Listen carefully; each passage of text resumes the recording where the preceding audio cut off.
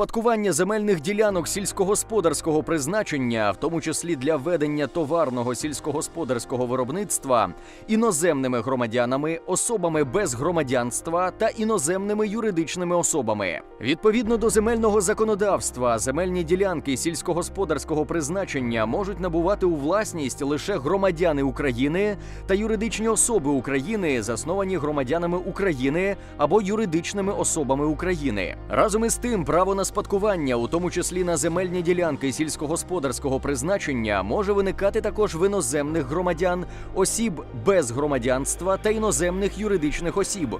Спадкування – це перехід майнових прав та обов'язків померлого громадянина, спадкодавця, до інших осіб, спадкоємців. Право спадкування тісно пов'язане з правом власності, оскільки спадкування є одним із найпоширеніших засобів набуття права власності і служить охороні цього права. Спадкоємцями за заповітом і за законом можуть бути фізичні особи, які є живими на час відкриття спадщини, а також особи, які були зачаті за життя спадкодавця і народжені живими після відкриття спадщини.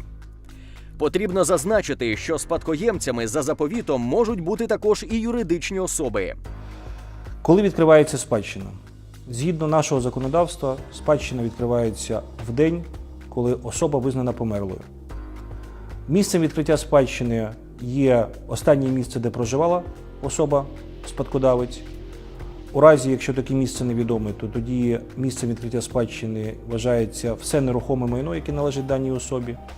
У разі відсутності нерухомого майна, таким місцем відкриття спадщини є рухоме майно, яке належало померлому. Право на спадщину мають ті особи, які зазначені в заповіті.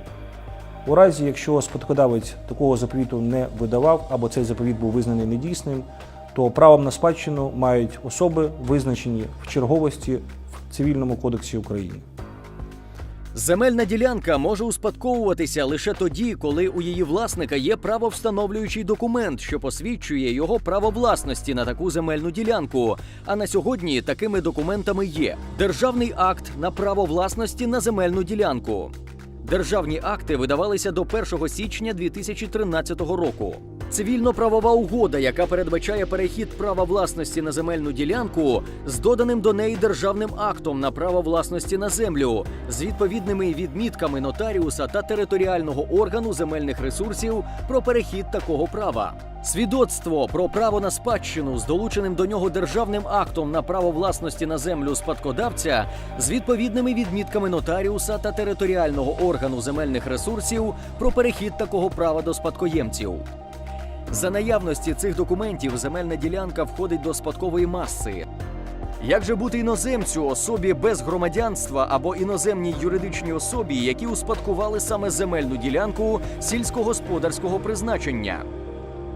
Важливо знати, статтями 81-82 Земельного кодексу України установлено, що землі сільськогосподарського призначення, прийняті у спадщину іноземцями, особами без громадянства, а також іноземними юридичними особами, протягом 1 року підлягають відчуженню. Земельні ділянки сільгосппризначення можуть передаватися іноземцям у власність в порядку спадкування. Якщо громадянин України, він переїхав в іншу державу, отримав там громадянство, втратив громадянство України, а припустимо, в нього були батьки, які мали право на землю, і вони помирають, то в такому випадку такий громадянин, хоч він громадянин іноземної країни, але він має право на те, щоб набути права на землю.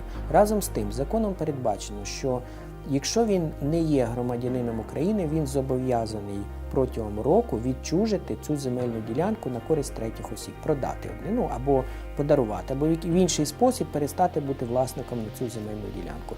Якщо він цього не робить, то це може бути таке відчуження відбутися в судовому порядку.